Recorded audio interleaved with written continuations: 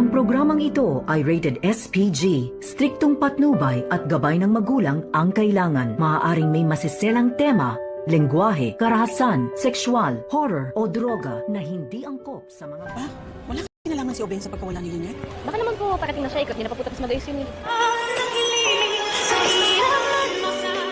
Maligayang pagbabalik muli at welcome back dito sa aking munting channel. Narito na nga ang ating aabangan ngayong Biyernes sa Abot Kamay na Pangarap.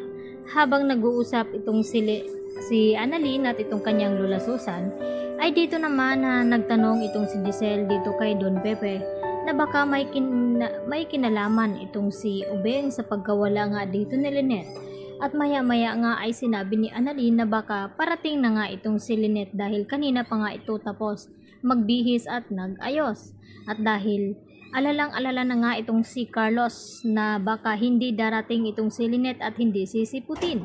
Dagdag pa dito ni Michael na baka nagbibiro ito na hindi na sisiputin itong si Carlos sa kanilang kasal at tila hindi nagustuhan ni Carlos Benetes ang sinabi dito ni Michael. Samantala, tuliro pa rin itong si Lynette sa kakaisip dito sa sinabi ni RJ na kung mahal talaga siya nito ay hihintayin ni RJ itong si Lynette doon sa park malapit sa flower shop kung saan sila natrap noon.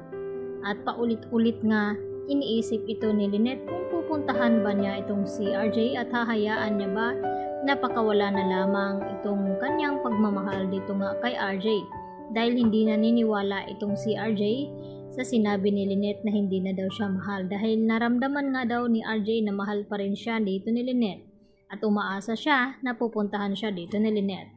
At ipinagtataka nga dito ni Michael nang sabihin ni RJ na nasa park nga daw siya malapit sa flower shop at may usapan nga sila ni Lynette na pupuntahan siya nito. At dito nagtanong itong si Doc Ray kay RJ na kung gaano daw ito ka seryoso kung sisiputin ba daw siya dito ni Lynette. At dito naman na umaasa na lamang itong si RJ na darating nga itong si Lynette. At hindi nga siya nagkamali dahil maya-maya ay nakita na nga ni RJ itong si Lynette na paparating. At dito naman na tinawagan ni Lynette itong si Carlos upang ipaalam na hindi na siya darating sa kanilang kasal at humingi nga siya ng tawad dahil sinabi ni Lynette dito kay Carlos na mahal pa rin niya itong si RJ mapahanggang ngayon at sasama na nga siya nito at mag-uumpisa sila muli at lahat ay nagulat dito sa desisyon dito ni Lynette na hindi na nga itutuloy ang kasal niya dito kay Carlos. At dahil nagbabanta nga itong si Carlos noon dito kay Lynette na kapag uulitin pa ni Lynette na ipahiya siya sa pangatlong pagkakataon ay hindi daw alam ni Carlos kung ano ang dapat niyang gawin dito kay Lynette. Kaya naisip naman ni Lynette na baka mapahamak itong si Annalyn kaya kinakailangan din nila itong makuha at isama sa kanilang pag-alis dito nga ni RJ.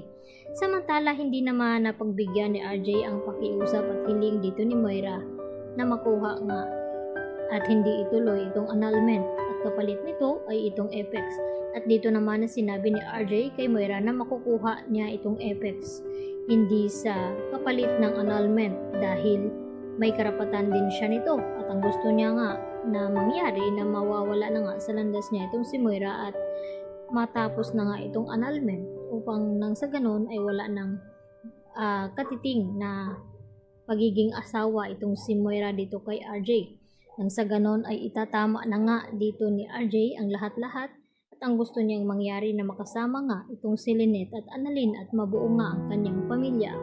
At dito naman na kinalungkot ni Zoe nang ibalita sa kanyang ina na wala na daw talagang pag-asa na magkakabalikan pa nga sila dito ni RJ dahil mas pinili nga ngayon ni RJ na makasama itong si Lynette at mabawi dito kay Carlos Benetes at nagulat naman itong si Zoe sa nalaman. Kaya yan naman ang ating pakatutukan mamaya-maya mga kapuso kung darating nga ba itong si Lynette sa araw ng kasal nila ni Carlos. Yan lang po aking panibagong latest update at marami pong salamat sa inyong panonood.